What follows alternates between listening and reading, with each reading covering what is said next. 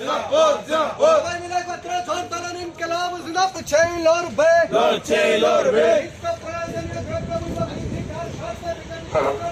Comrade সবাই মিলে আওয়াজ তুলুন ইনকিলাব।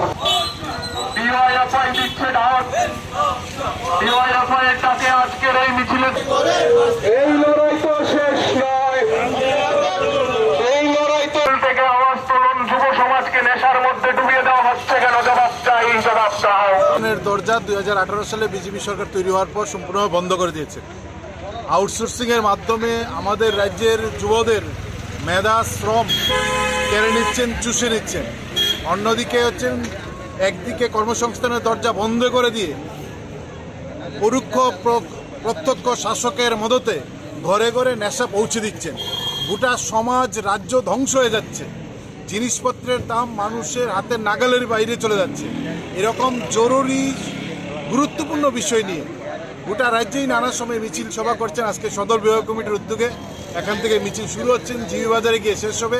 আমরা দাবি জানাচ্ছি, শিক্ষকের সংকটে স্কুল চলছে না, নার্স ডাক্তারের সংকটে হাসপাতালগুলোর স্বাস্থ্য পরিষেবা ভেঙে পড়ছে, বিদ্যুৎ দপ্তরের কোনো নিয়োগ নেই, বেহাল বিদ্যুৎ পরিষেবা, পুলিশে নিয়োগ নেই, রাজ্যের আইন শৃঙ্খলা সম্পূর্ণভাবে বেহাল। এই পরিস্থিতিতে নেশা গোটা রাজ্যে জাঁকিয়ে বসছে। আমরা এই মুহূর্তে দাঁড়িয়ে গোটা রাজ্যের একটা ভালো জায়গায় নেওয়ার জন্য, বেকারদের হাতে কাজ দেওয়া, নেশার